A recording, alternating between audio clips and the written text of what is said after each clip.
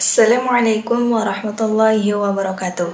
Perkenalkan, saya Nisneni Rawati dari Prodi PGMI semester 4 Institut Agama Islam Qomarul Huda Bagu, Lombok Tengah. Video ini saya buat untuk memenuhi tugas ujian akhir semester pada mata kuliah pembelajaran IPA SD atau MI yang diampu oleh Bapak Wiranda Bayu Aditama MPD. Pada video kali ini, kita akan membahas tentang perkembangbiakan generatif pada tumbuhan. Jadi, perkembangbiakan generatif pada tumbuhan itu ialah perkembangbiakan yang terjadi secara pembuahan atau secara perkawinan.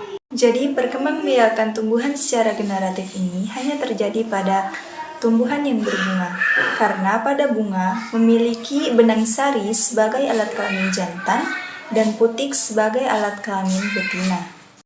Selanjutnya, bagian-bagian yang terdapat pada bunga. Nah, jadi pada bagian bunga terdapat yang namanya tangkai bunga. Jadi tangkai bunga ini adalah fungsinya untuk menyokong pertumbuhan bunga agar tetap bisa berdiri tegak. Yang kedua, ada namanya dasar bunga, yaitu bagian ujung tangkai bunga yang agak membesar. Dasar bunga ini terletak pada ujung tangkai bunga. Bagian bunga selanjutnya yaitu bakal biji. Nah, di dalam bakal biji ini terdapat yang namanya sel ovum dan calon lembaga. Yang keempat yaitu adalah kelopak bunga.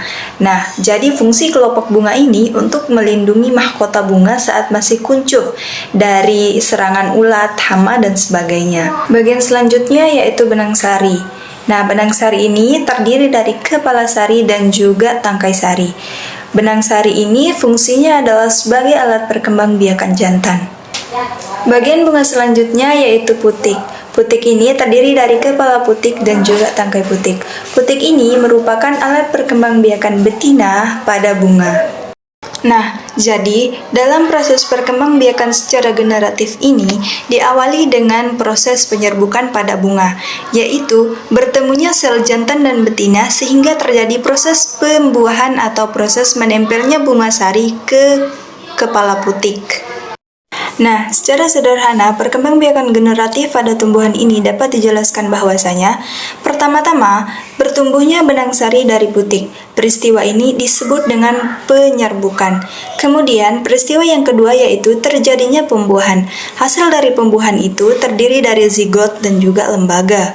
Selanjutnya, zigot dan lembaga ini akan berkembang menjadi bakal biji, kemudian biji. Lalu berkembang kembali menjadi bakal buah dan juga daging buah. Nah, selanjutnya dari biji ini ketika kita menanam, maka akan tumbuh menjadi tanaman baru. Jadi, itulah tadi penjelasan singkat tentang perkembangbiakan tumbuhan secara generatif pada tumbuhan. Adapun contoh perkembangbiakan generatif pada tumbuhan yaitu seperti padi, jambu, bunga matahari, dan lain sebagainya. Sekian video dari saya, kurang dan lebihnya saya mohon maaf. Wallahul muwaffiq ila aqwamit thoriq. Assalamualaikum warahmatullahi wabarakatuh.